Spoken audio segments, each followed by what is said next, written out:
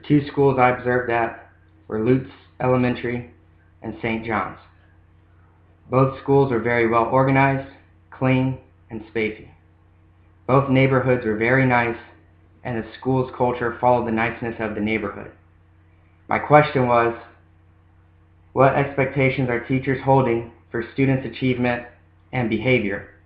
What I found was that both schools held high expectations and demanded discipline from their students.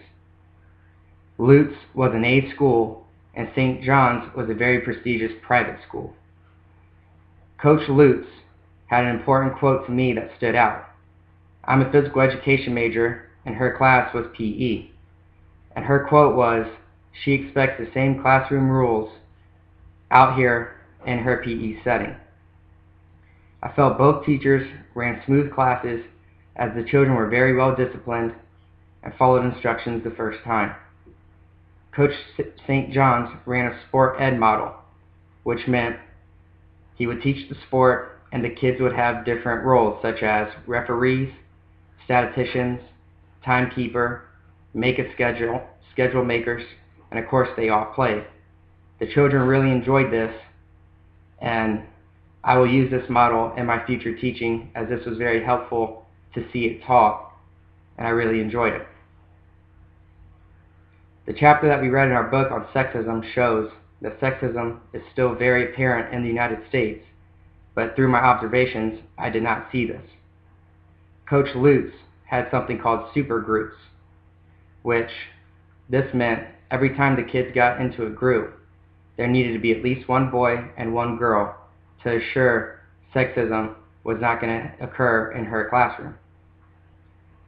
I observed that the kids were very well behaved and followed instructions and really got along very well with each other. What I found to answer my question of the expectations that the teachers had of their students was Coach Lutz told me her expectations were for them to really focus on their affective objective, which was following the rules and working well together. She had signs on pillars under the cover basketball court that had her protocols and rules that she expected every student to follow during class time. The surprises that I found through my observation were how well all the students were behaved. I know I was at two schools that were in very good neighborhoods, and it will not always be like this, but that's what was very surprising to me, just how every student was really well behaved and listened to everything the teachers said. The question that I came up with after observing was, should I reinstate my protocols before each class like Coach Lutz?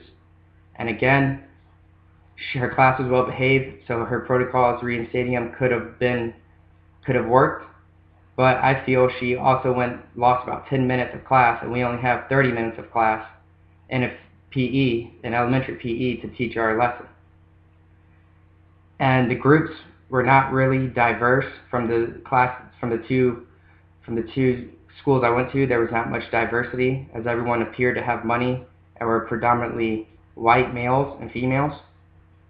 And what I've learned from this class, what I'm going to take from it, is that we're all different and we all come from different diversity and different backgrounds, and each student's different, and we need to teach, and it's our job as teachers to modify our lessons to all these students' different needs.